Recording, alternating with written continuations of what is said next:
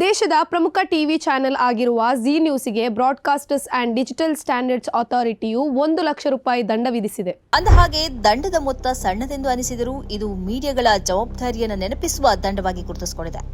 ತಾವು ಏನು ಬೇಕಾದರೂ ಹೇಳಬಹುದು, ಯಾವ ರೀತಿಯಲ್ಲೂ ಸುದ್ದಿಯನ್ನ ತಿರುಚಬಹುದು ಮತ್ತು ನಾವು ನಡೆದದ್ದೇ ದಾರಿ ಎಂಬ ಮಾಧ್ಯಮ ನೀತಿಗೆ ಈ ದಂಡ ಪ್ರಯೋಗವು ಒಂದು ಎಚ್ಚರಿಕೆಯಾಗಿದೆ ಎಂಬ ನೆಲೆಯಲ್ಲಿ ಮಹತ್ವಪೂರ್ಣವಾಗಿದೆ.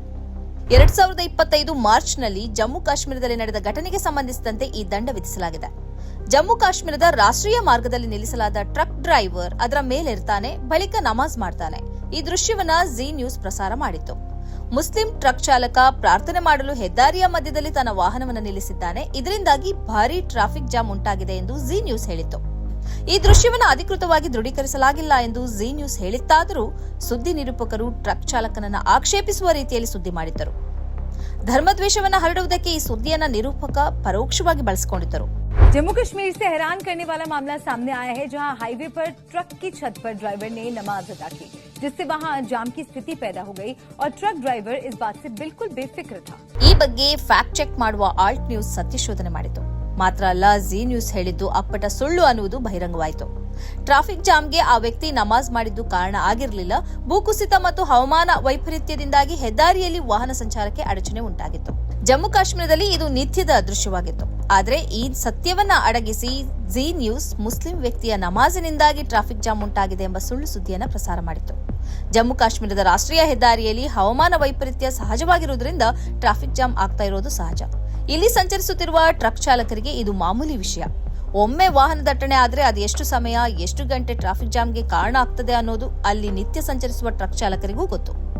ಆದ್ದರಿಂದಲೇ ಈ ಟ್ರಾಫಿಕ್ ಜಾಮ್ ಆದ ಕಾರಣದಿಂದ ಓರ್ವ ಮುಸ್ಲಿಂ ಟ್ರಕ್ ಚಾಲಕ ಅದರ ಮೇಲೇರಿ ನಮಾಜ್ ನಿರ್ವಹಿಸಿದ್ದಾರೆ. ಆದರೆ ಆ ನಮಾಜಿಗೂ ಈ ವಾಹನ ದಟ್ಟಣೆಗೂ ಸಂಬಂಧವೇ ಇರಲಿಲ್ಲ. ಈ ಹಿನ್ನೆಲೆಯಲ್ಲಿ ಚಾನೆಲ್ ವಿರುದ್ಧ ದೂರು ದಾಖಲಿಸಲಾಗಿತ್ತು. ಸೋಷಿಯಲ್ ಮೀಡಿಯಾದಲ್ಲಿ ಹರಿದಾಡುವ ವಿಡಿಯೋವನ್ನ ಪ್ರಸಾರ ಮಾಡುವುದಕ್ಕಿಂತ ಮೊದಲು ಅದನ್ನ ದೃಢೀಕರಿಸುವ ಹೊಣೆಗಾರಿಕೆ ಚಾನೆಲ್ಗೆ ಇದೆ.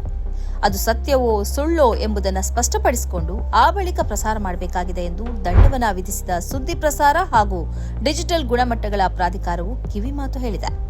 ದಂಡ ಪಾವತಿಸಬೇಕಲ್ಲದೆ ಆ ಕಾರ್ಯಕ್ರಮದ ಲಿಂಕ್ ಅನ್ನ ಎಲ್ಲಾ ಪ್ಲಾಟ್ಫಾರ್ಮ್ಗಳಿಂದಲೂ ತೆರವುಗೊಳಿಸಬೇಕು ಎಂದು ಝೀ ನ್ಯೂಸ್ಗೆ ಆದೇಶಿಸಿದೆ. ಅಂದಹಾಗೆ ಝೀ ನ್ಯೂಸ್ ಸಂಸ್ಥೆಗೆ ಈ ದಂಡ ಜುಜುಬಿಯಾಗಿರಬಹುದು. ಆದರೆ ಟಿಆರ್ಪಿಗಾಗಿ ಅಥವಾ ಇನ್ನಾವುದೋ ಉದ್ದೇಶದಿಂದ ಧರ್ಮದ್ವೇಷವನ್ನು ಮೀಡಿಯಾಗಳು ಪ್ರಚೋದಿಸುತ್ತಿವೆ ಅನ್ನೋದಕ್ಕೆ ಈ ದಂಡ ಒಂದು ಆಧಾರವಾಗಿದೆ. ಮಾಧ್ಯಮಗಳು ಇದರಿಂದ ಪಾಠ ಕಲಿತುಕೊಳ್ಳಲಿ ಎಂಬ ಆಶಯ ನಮ್ಮದು. Your brand deserves more attention, more leads, more growth. From powerful digital marketing that drives results to smart software solutions that streamlines your business and high quality printing that makes your brand stand out. Tundeja Publicity.